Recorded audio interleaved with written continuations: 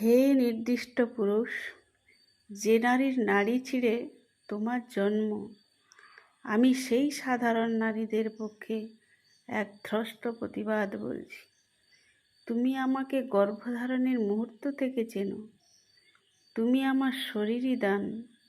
জানি দান করতে হয় নীরবে, তবে আজ শব্দ না করে পারছি না। পুরুষ, তোমায় আমি জন্ম দিলাম, স্নেহ দিলাম তোমার গায়ে। যখন তুমি যুবক হলে, হানলে জন্মপথটায়। তোমায় আমি জন্ম দিলাম, ক্ষুধা ভরালাম স্তন্য সুধায়। যখন তুমি ব্যক্তি, আমি শিকার তোমার হিংস্রতায়। দুহিতা হলাম, ভগিনী হলাম, তোমার বৃদ্ধ মাতা হলাম। পুরুষ, তোমার অসুখে নার্স, ওষুধ, পথ্য, চুমু হলাম। আবার তোমার খামখেয়ালে আমি শরীরে খেলনা হলাম। স্ত্রী হয়ে সোহাগ দিলাম, শ্যাম সোহাগী রাধা হলাম।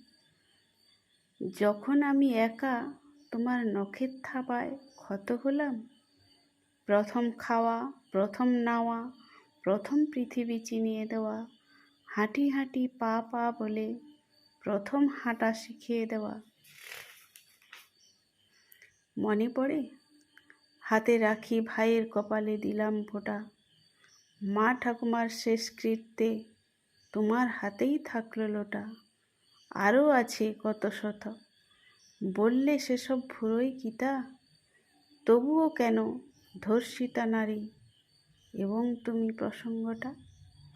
লুকিয়ে রাখা বায়নাগুলো মিটিয়েছিলাম খুব আদরে।